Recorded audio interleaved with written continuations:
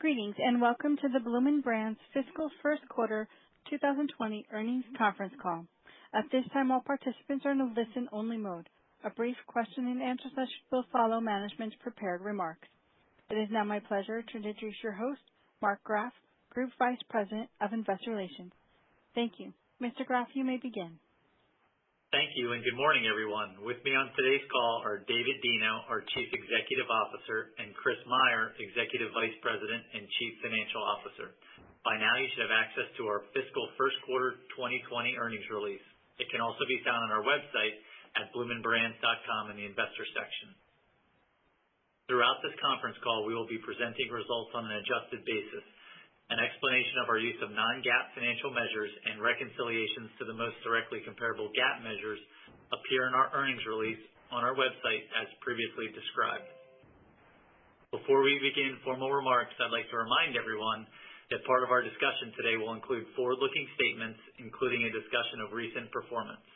These statements are subject to numerous risks and uncertainties that could cause actual results to differ materially from our forward-looking statements. Some of these risks are mentioned in our earnings release. Others are discussed in our SEC filings, which are available at sec.gov. During today's call, we'll provide a brief recap of our financial performance for the fiscal first quarter 2020 and a discussion regarding current trends. Once we've completed these remarks, we'll open up the call for questions. With that, I'd now like to turn the call over to David Deno. Well, thank you, Mark, and welcome to everyone listening today. Our priorities remain unchanged as we continue to navigate these challenging times. We are focused on taking care of our people and serving food in a safe environment that protects both our team members and customers. We have leveraged our strong off-premises business since the pandemic required the closure of our dining rooms. As a result, we have tripled average off-premises sales per restaurant since the beginning of March. This is a testament to the strong affinity for our brands and the decision to invest significantly over a number of years into building a robust delivery network to complement our takeout business. These outstanding off-premises results have allowed us to keep substantially all of our locations open during this time. The goal going forward is to keep a large part of the share gains we have seen in carryout and delivery. We've also recently begun the process of reopening our dining rooms as state and local governments allow. For perspective, we had 23 Outback Steakhouse restaurants open for dine-in service with restricted capacity during the full week ended May 3rd, 2020. Comparable sales at these locations were down 17% from the prior year. We are encouraged by these results. As of this morning, we have 355 dining rooms open across all brands with limited seating capacity in 10 states.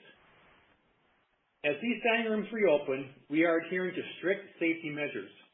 This includes additional sanitation and disinfecting practices, enhanced hand washing protocols, use of gloves, and facial protection for our employees. We are also providing contactless payment options for our customers. Each dining room seating configuration has been modified to adhere to social distancing and reduced capacity standards. For added convenience, we are leveraging our table management notification system to allow guests to wait in their cars for their table. These results would not be possible without the terrific work done by our 90,000 team members in the restaurants and the dedicated employees in the restaurant support center. Their ability to pivot to a 100% off-premises business has been energizing to watch. Not one of our employees has been laid off or furloughed in either our restaurants or the restaurant support center as a result of the crisis. Hourly workers impacted by the closure of our rooms have continued to receive pay as we work through the current environment. This decision has been an important part of what is driving results, and we are seeing the following benefits. First, we've been able to retain a highly engaged and motivated and trained workforce. Second, as the dining rooms reopen, we have teams ready to go. Our hiring and training costs are minimal. And most importantly, it was the right thing to do. Turning to our financial performance, we are tightly managing our cash usage. We have stopped non-essential spending, significantly reduced marketing expenses, and deferred nearly all of our discretionary capital expenditures. These efforts have allowed us to minimize ongoing cash burn. Also, as previously mentioned, our decision not to terminate or furlough any employees will allow us to reopen dining rooms quickly. Earlier this week, we took steps to further strengthen our liquidity position through the pricing of $200 million of convertible notes, which is expected to close today. These funds, coupled with our reduced burn rate, provide additional flexibility to navigate economic uncertainty over the long term. The liquidity will also enable us to capitalize on opportunities in the weeks and months ahead. As it relates to our first quarter results, we are on track to deliver a strong quarter prior to the impact of the pandemic. The strategies to enhance total shareholder return that we outlined on our Q4 earnings call were working. Through February, all of our concepts were positive in sales and traffic. We achieved meaningful expansion of our adjusted operating margins during those 8 weeks, and we've begun to see the benefits of our expected $40 million of cost savings that we outlined in February. Once we have successfully navigated the ongoing crisis and capitalized on our opportunities, we believe that we will be well positioned to build on our early 2020 success and emerge an even stronger company. And with that, I'll turn the call over to Chris. Thanks, Dave, and good morning, everyone. First, I'll provide a brief summary on our financial performance for the first quarter versus the prior year. Total revenues decreased 10.6% to $1 billion. GAAP diluted loss per share for the quarter was 44 cents versus 69 cents of earnings per share in 2019. Adjusted diluted earnings per share was 14 cents versus 75 cents last year. And adjusted restaurant level operating margin was 12.5% versus 17.1% last year. Through the first two periods of Q1 2020, combined U.S. restaurant comp sales were up 2.6% with positive traffic at all of our concepts. In addition, adjusted operating margins were up 100 basis points from last year. It was a strong start to the year. But as we entered March, the COVID-19 pandemic had a significant impact on our Q1 adjusted results, such as sales deleveraging across the P&L, driven by the closure of our dining rooms, the payment of $16 million of relief pay in March, which impacted the labor line, and increases in restaurant operating expenses, primarily supplies, driven by the shift to an off-premises only business model. As it relates to our cash utilization, as the pandemic began to impact our business, we took immediate actions to minimize spending, including the elimination of essentially all discretionary expenses. These actions, combined with steadily improving sales performance, have allowed us to reduce our weekly cash burn rate to $6 million to $8 million per week. Now that our dining rooms have begun to open with limited seating capacity, we expect this burn rate to continue to improve. With respect to near-term financial performance, it is important to consider a few key items. First, incremental profitability flow-through will be lower in the early days of reopening our dining rooms, as we will incur additional service labor, among other items.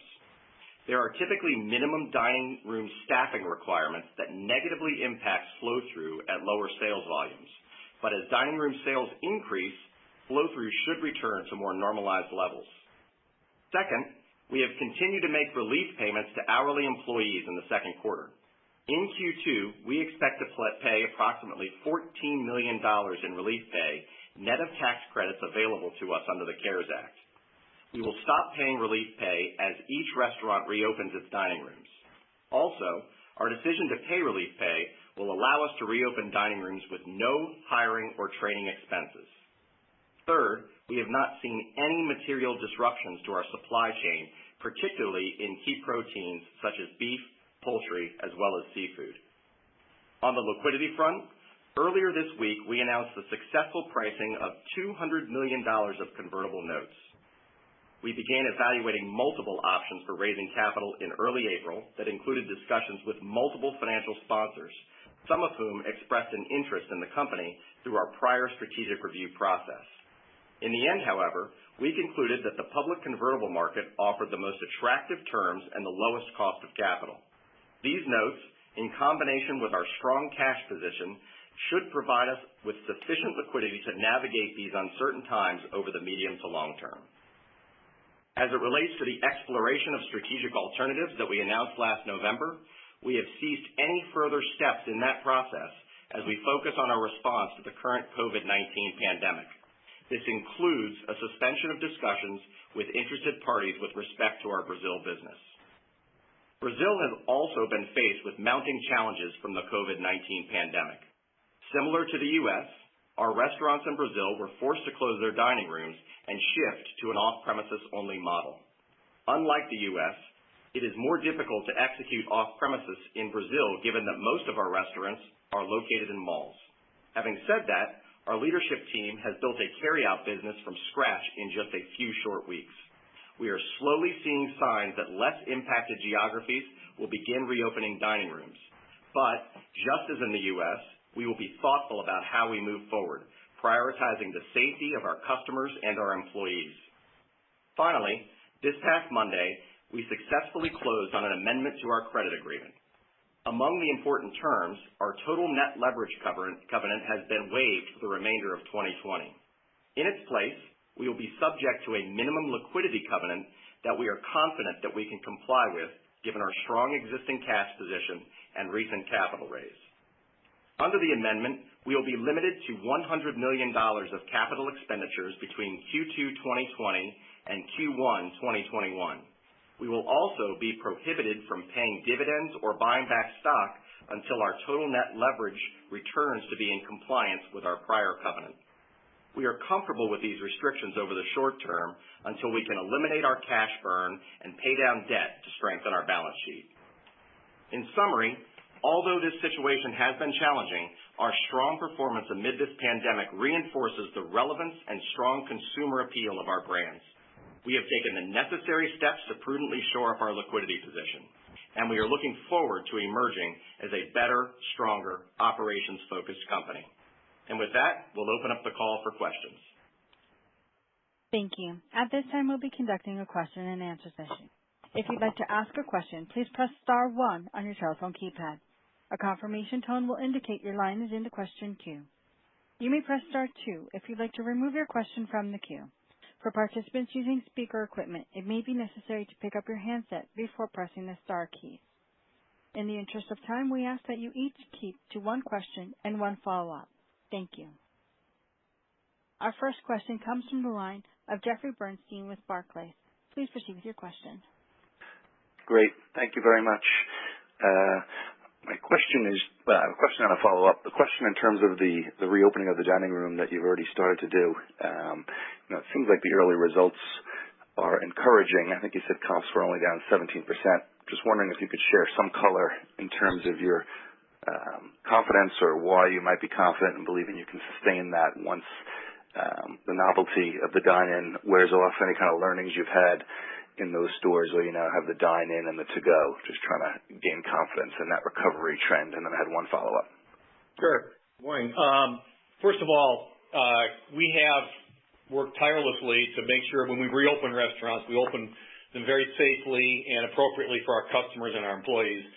And it really helped to have a full staff ready to go, trained as we reopened the restaurants, and that really helped us out a lot. So the team was ready, the protocols were in place, the communications were in place. So, Jeff, we're seeing the gains sustained in those states. And also, when we move to new states, we are having conversations with our states coming on board, talking through the learnings. So as we share those learnings with other states, we get stronger and stronger and stronger, understand what's going on. I mean, clearly, people love our brands.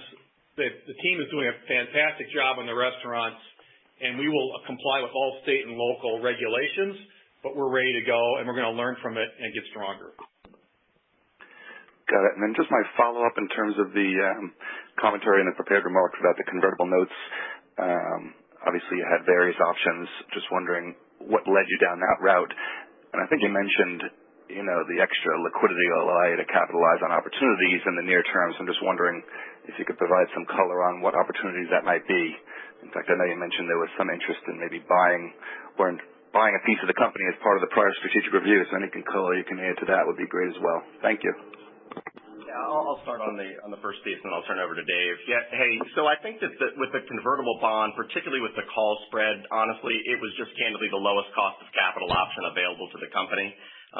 When you add the call spread feature, it further improves the cost of capital and makes it, honestly makes it more behave like a traditional bond offering, in that you can repay the principal in cash and it avoids share dilution up to, I think the price was up to $16.63. So really cost of capital is the primary motivation. Also, the bond-like features that it brings to the table were also very compelling. And Jeff, to your second point, we want room to maneuver, right, with our existing concepts. We want to protect the gains, the market share gains we've had in off-premises. They've been really strong. We want to have resources to be able to protect that. We want resources to be able to optimize our asset base. We want resources to take advantage of what's coming ahead for us. So that's why we wanted the additional liquidity, plus just to have that safety. So we felt good about our situation going in. The team did a good job raising the extra money, and it gives us optionality as we move forward with our concepts to make them even stronger. And any color on that interest of some investors in investing in the company more significantly? No, nothing else really to add there. Great. Thank you.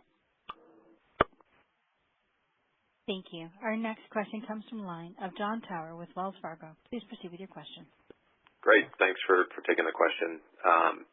Just kind of curious on that last point you made there, David, in terms of cleaning up or thinking about the portfolio in terms of moving forward and improving the existing concepts and potentially optimizing the asset base.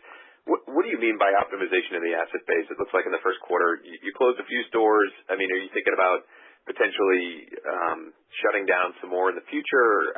How should we think about that? And then I do have a follow-up. Yeah, no, when I talk about optimizing the asset base, I'm talking about going on the offense. We've done a good job over the years, addressing our closures and things, and we may have a few, but I'm talking more about building our off-premise business even stronger, building our dine-in business even stronger. It's going on the offense as opposed to, doing some more defensive stuff.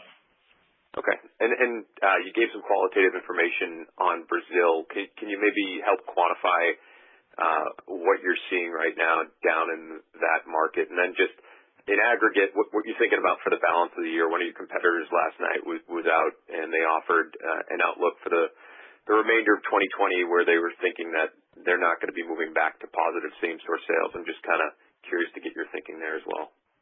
Yeah, on Brazil, they're performing somewhat similar to our Bonefish and brands. They didn't have much of a carry-out business. They're down 70. So we basically have built a carry-out business there. We've tripled, I believe, almost tripled the delivery business there. So they've done a really, really nice job managing that business. So it's Pierre and team have done a good job capturing the opportunities in the marketplace. And the second question again? Yeah, it's related to kind of forward-looking guidance. Oh, yeah. Yeah, it's honestly just too early, I think, at this point. Obviously, we're still in the early days of just opening up the dining rooms. So much of it depends on government regulations, how fast they can ease some of these restrictions that relates to capacity. Hopefully by the end of the end of this quarter, we'll be in better shape to give some perspective on that. But we're just in such early days as it relates to the dining rooms that it's not prudent at this point to give any guidance on the balance of the year. All right. Thank you. I appreciate it, and best of luck. Thank you. Thank you. Our next question comes from the line of John Glass with Morgan Stanley. Please proceed with your question. Thanks. Good morning. Good to hear from everyone. Chris, first, can you just do the walk on the $6 to $8 million of cash burn? What's the break-even level at the store level on an average weekly sales basis? What are you assuming for like weekly G&A, just so we can understand the sensitivities around that?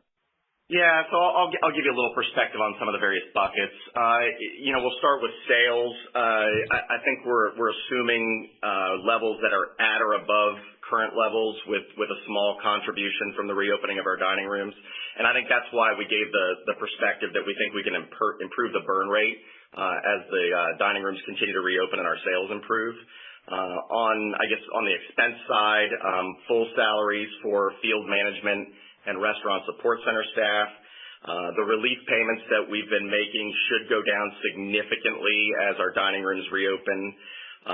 Obviously, you'll have increased costs for COGS and hourly labor as the restaurants ramp up. Minimal discretionary spending with really only maintenance capital in the model in terms of that $6 to $8 million. There'll be a small amount of marketing in that number, mostly digital.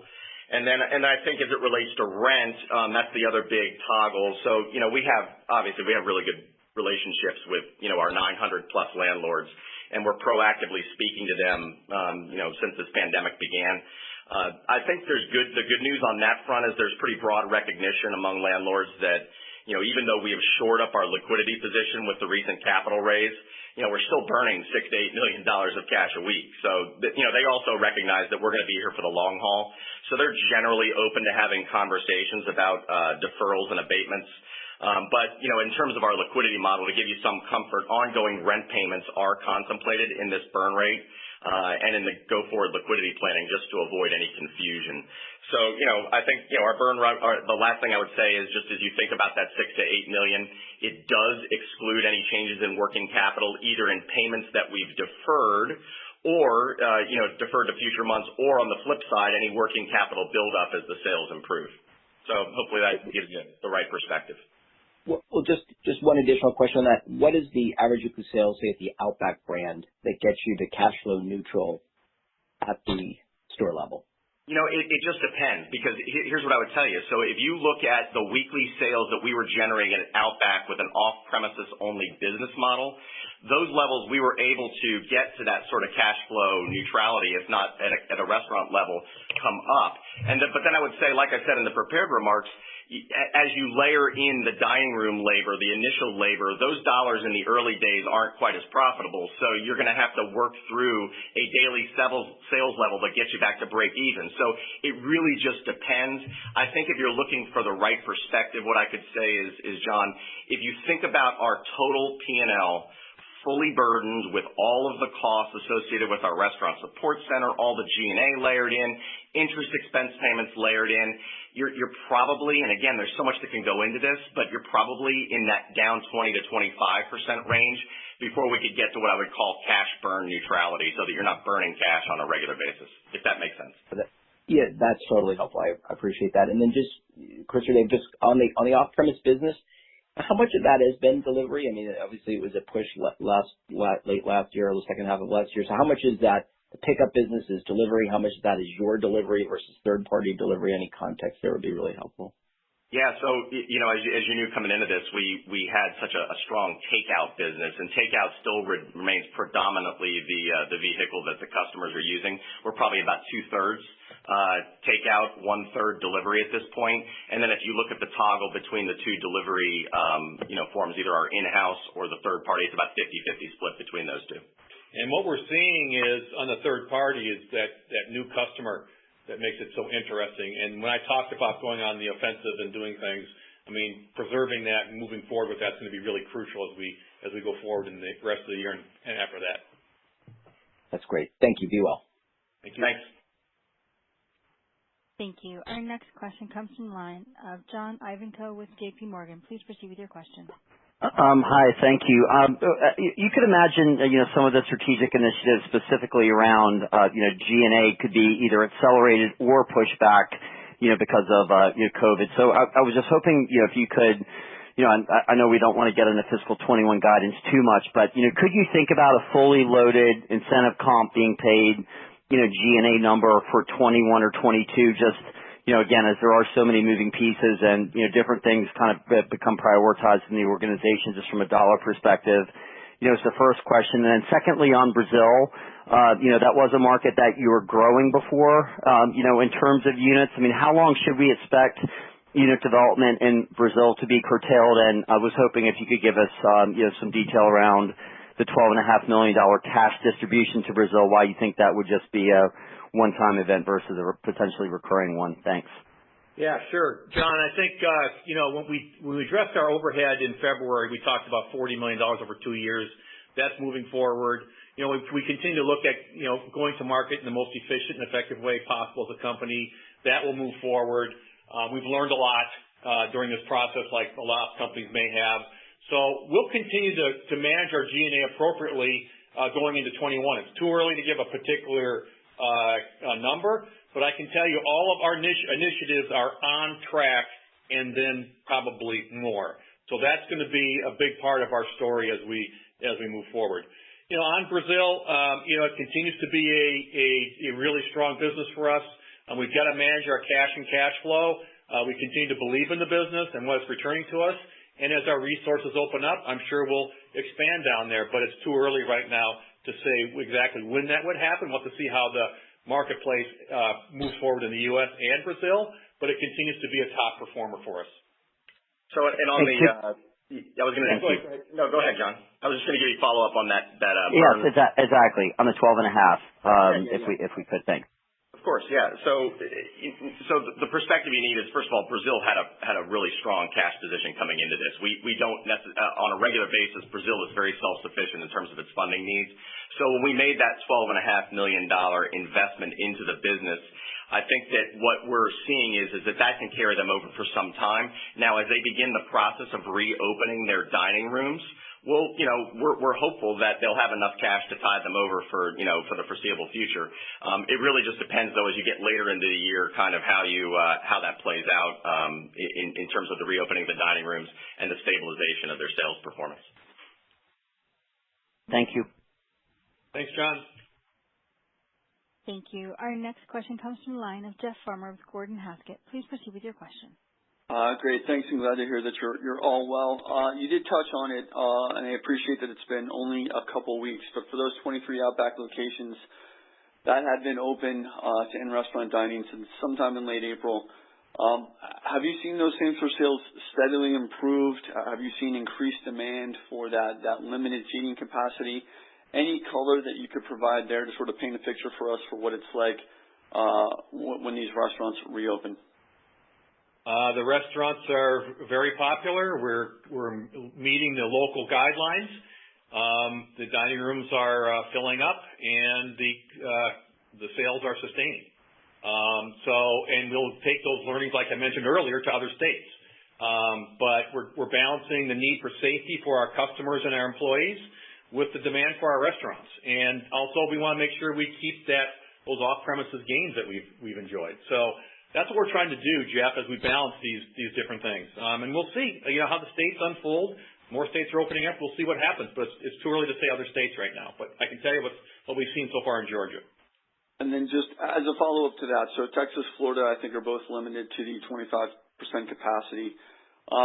What criteria are need to be met at the state level before that capacity can be eased to, let's say, 50% limitation? Are you guys aware of all that? Is that information out there yet? It's not out there yet. We're aware of the various states. We keep in touch with states all the time as far as what their plans are. We'll comply with that, but we can't speak for the states, Jeff, as to what their plans are. We're just staying on top of it as best we can. All right. Thank you, guys. Bye. Thank you. Our next question comes from the line of Alex Slagle with Jefferies. Please proceed with your question. Thanks. Hope everyone's doing well. For the restaurants that have reopened at this point, have the operating hours been similar to before? I mean, what are you seeing? I guess when are you seeing most of the demand? I'm just wondering how that's playing out and if you envision enough demand that you'll start to fill out the shoulder period some. It's similar. There's nothing really different per se. I think the biggest thing is just managing to the local laws and local compliance, and running it to our best of our abilities. But it's similar, what you would normally see. Okay. The transitioning customers from the wait area to the cars seems to make sense, and it's an interesting solve. What are the customers saying about that, and what have the waits been like? They've appreciated it. They appreciate the steps we've taken as a company. We've gotten very, very good feedback. They also appreciate the fact that we've reopened. And the waits vary by restaurant. Some restaurants you can be seated right away, and other ones have very, very long waits. So it really depends on the location and what the certain situation is. Yeah, and importantly, the customers have shown a willingness to wait. Yeah. Got it. Thank you. Thank you. Thank you. Our next question comes from the line of Matthew DeFrisco with Guggenheim. Please proceed with your question. Thank you. I have two questions. One specifically to the new debt and or how you redid the covenants, and you said 1Q21 is when you sort of have to come back to those covenants kicking in. Can you just sort of give us a range of where we should think that I guess it's an EBITDA on an LTM basis would be what you'd have to adhere to? Obviously assuming that the cash flow is going to gradually come back or turn positive sometime through 20, but not a lot of debt reduction. What would be the EBITDA that you would have to, or a range of EBITDA that you'd have to get to fulfill that covenant? Well, I'll give you the covenant perspective first. So the way it will work is that you take the Q1 EBITDA performance of the company in 2021, you multiply it by 4 with some adjustments for seasonality, because Q1 obviously is going to be the highest seasonality quarter of the year in terms of sales and profit performance. And then the ratio in Q1 is a 5.5 times to 1 ratio between net debt to EBITDA. And then you would go to Q2, and then that steps down to 5 times to 1. Q3, it goes down to our original covenant, which would be 4.5 times to 1. So the expectation would be by the Q3 of next year, you're back in compliance with the original covenants. Now, as you progress through the year, you just add a quarter of EBITDA, and then you multiply it by, whatever ratio. So in Q2, I take Q1 EBITDA plus Q2 EBITDA, add them together and multiply it by 2 to get an annualized view, and then you test it against that. So that's really how the covenant will progress. And again, we felt really comfortable that we'll be in compliance with that as we get to Q1. Excellent. That's very helpful. And then not a lot's been talked about, but I think when people talk about 25% capacity coming back to the dining room, how should we think about that? I mean, in your numbers, it looks like just the raw math, you're coming in a little less than that 25% in those stores. As you get sort of muscle memory of how the consumer's coming in and using you with that 25% capacity, what type of work have you done to try and maybe get above 25% sales lift potentially from that new capacity? Is there a way to redo the model, redo the point of sale, or treat faster speed of service, or get more creative where maybe 25% capacity of the dining room is there an environment where 25% of the capacity of the dining room could exceed 25% of the sales lift in theory? Yeah, I think one of the things we've talked about is simplification of our operations, simplification of our menu, working on efficiencies, getting table turns. We want our guests to be comfortable, right? They're happy to be back. So we've got to understand that as well. But I think that the table turns in that environment, in a clean, safe environment, is going to be important. And, as I mentioned earlier, maintain that off-premises business between third-party delivery, our own delivery network, and carry-out. So that's going to be a crucial part of it as well. We can't forget about that. But I think, Matt, the table turn piece would be the area that we've concentrated on the most.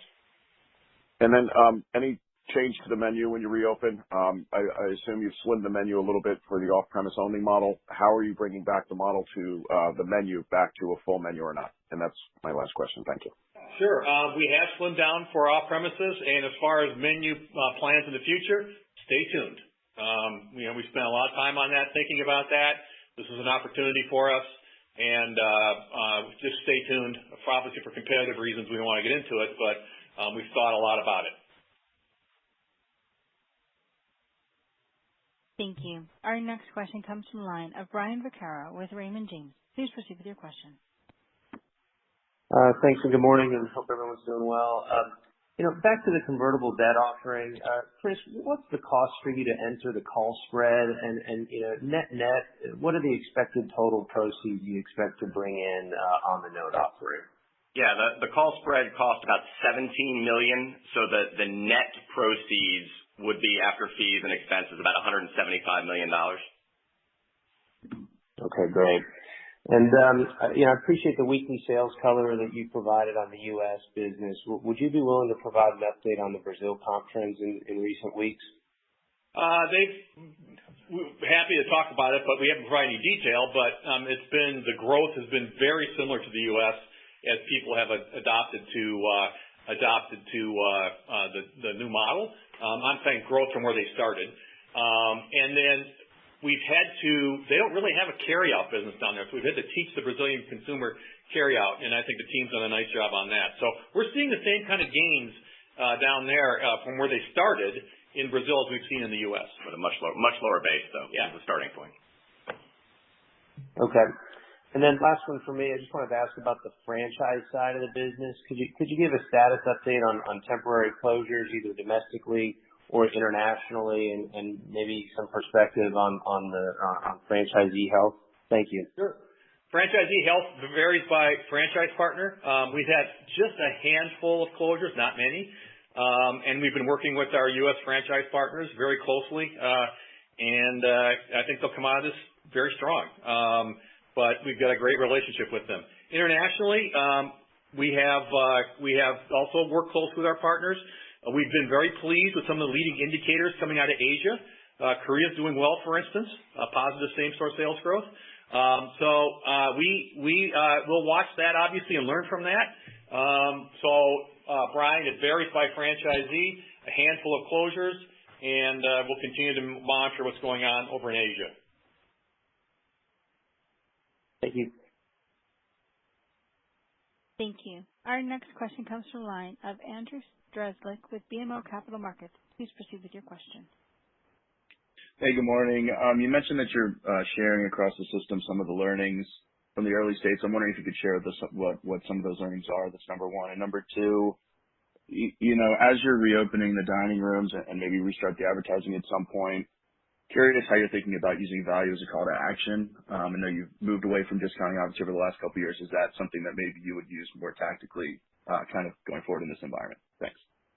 Yeah. As far as learnings go, it's all about, first and foremost, safety and health of our customers and our employees. I think we're doing a great job there and what we can do to maintain that. So we share that. We talked earlier about, table turns. We're sharing what some of the menu items are and what people are buying, talking about how we preserve our off-premises business. So all those things, as we have different trade-offs and things, so all those things are being talked about. As far as marketing going forward, the digital investments we've made will really pay off. We're going to continue to use that. And, how hard we push value and things, we'll be very aware of what's going on in the marketplace. But I think for competitive reasons, we prefer not to talk about that right now. But digital will be a big part of it. We'll invest behind marketing where it makes sense. And we've built a strong digital capability. We'll continue to improve that. And we'll watch what the value equation looks like for the consumer. Great. Thank you very much. Thank you. Thank you. Our next question comes from the line of Brett Levy with MKM Partners. Please proceed with your question. Great. Thanks for taking my call. Hope everyone is doing well.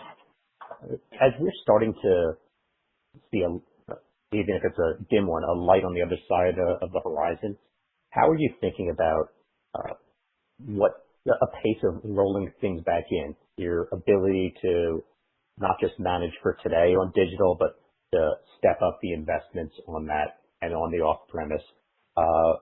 And what would you need to see before you can start to feel that you're comfortable with your liquidity position to start paying down debt, to start layering in some incremental costs? And also, where do you think you have the best opportunities to further streamline the business, not just at the unit level, but also at the corporate?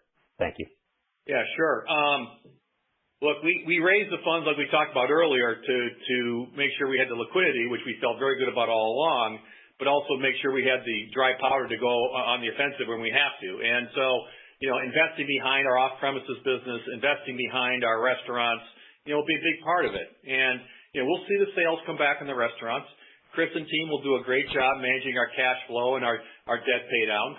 And we'll toggle that back and forth based on what we're seeing in the marketplace. That's the first thing. Secondly, we've learned a lot during this process. We've learned a lot about digital. We've learned a lot about our off-premise business. We've learned a lot about how we can go to market as a company and how we think about our menus going forward. We're going to use all of those learnings to make us an even stronger company as we move forward in 2021 and beyond.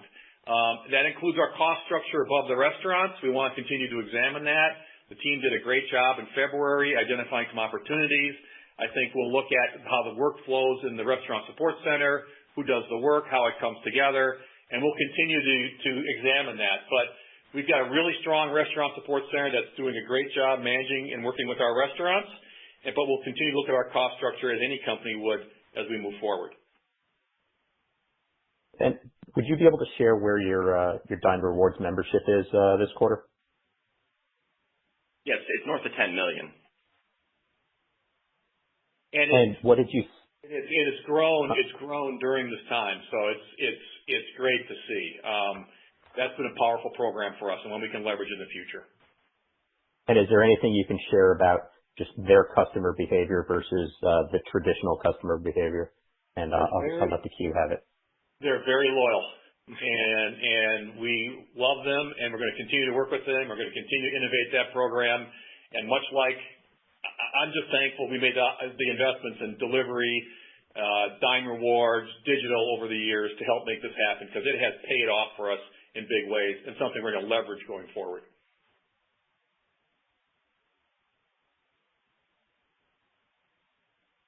Thank you. Our next question comes from the line of Sharon Zackfia with William Blair. Please proceed with your question.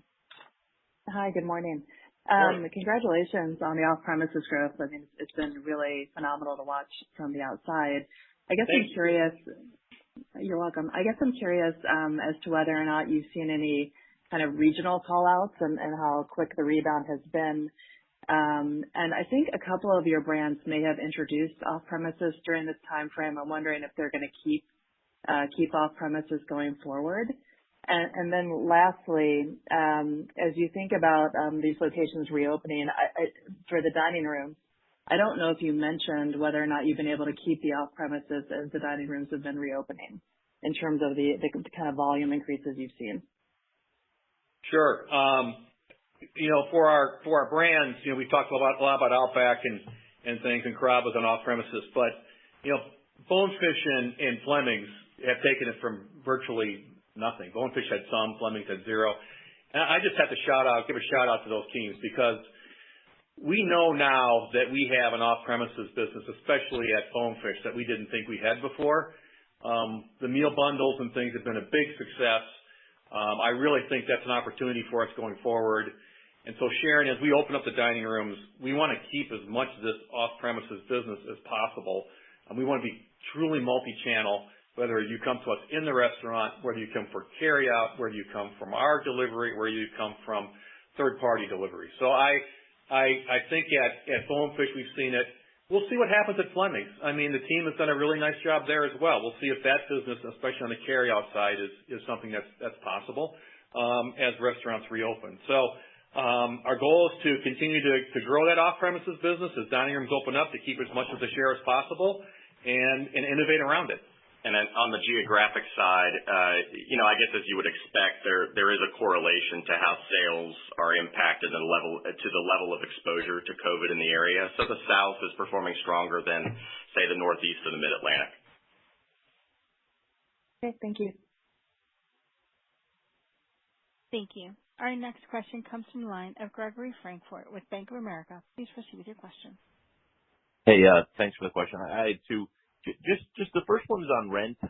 So I guess in the comments on cash burn, are you paying full rent? Is that where you stand, and you're trying to figure out maybe how to mitigate that over time? I just was trying to maybe understand what the comments were. And then in the states that have reopened, in terms of trying to figure out cannibalization of dine-in to the off-premise business, any quantification there on kind of the early signs of what you're seeing in terms of if that big pickup in off-premise is kind of holding and the dine-in's incremental, or any quantification would be great. Thank you. Yeah, we are holding a very large share of in the states that opened, a very large share of the off-premise business, and that's why the comps have responded like they have, even in a 25% dine-in type environment. So again, like I've mentioned a few times on this call, our goal is to build off that off-premises business as we move forward as dining rooms reopen. And I'll turn over to Chris on the rent piece. Yeah, obviously with 900 landlords, every conversation is unique. And as I said, we are having constructive conversations with landlords about deferrals and abatements. I'm not going to, for competitive reasons, get into how much is deferred and how much is abated and when those things play in. I guess the perspective I was giving, though, is as it relates to our burn rate of $6 million to $8 million, we have built an assumption into that we are paying full rent into the burn rate. Just so for your edification, there's no how much is in that burn rate of rent. Full rent is in the burn rate, but there are ongoing conversations about deferrals, and the landlords have been very receptive, as we indicated. Got it. Maybe just one other question on labor. I think you said you haven't furloughed any team members. I guess for anybody who does that mean that all the restaurants that are shut down, you're paying some portion of wages to every single team member, and then or ones that have shut their dine-in, and then I guess as you've tried to get customer or labor back into the store, has there been any challenges in terms of executing that? Yeah, I think you kind of answered the question you asked. Is yes, we have been keeping our rosters full and our people paid, because when the restaurants inevitably open back up, we've got a full trained, highly engaged team to come back with very little, minimal training and hiring costs. And that's been extremely important to us as we open back up. And I think people look at what we've done, how we've navigated the crisis, but they'll look at for the long term how we did it.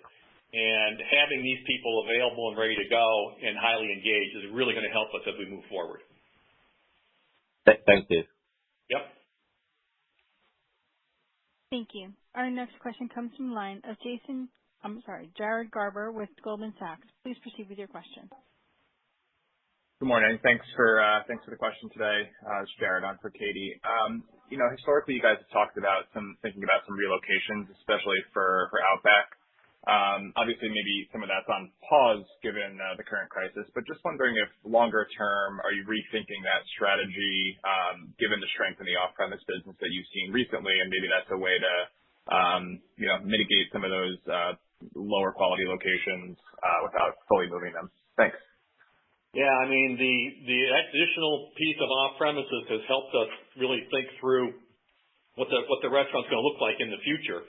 And it'll help us in our relocation program. It'll help us with our economics. It'll help us with our restaurant volumes and give us even more optionality to go forward as we optimize our asset base. It ties back to what I said early in the call about going on the offensive as we go forward and really think through our asset base and these relocations. Because before all this happened, we know that we were getting really strong returns on the relocations. Now when you layer in the new learning, when you layer in off-premises opportunities, we can really think through in a very creative way how we take our asset base going forward. Great.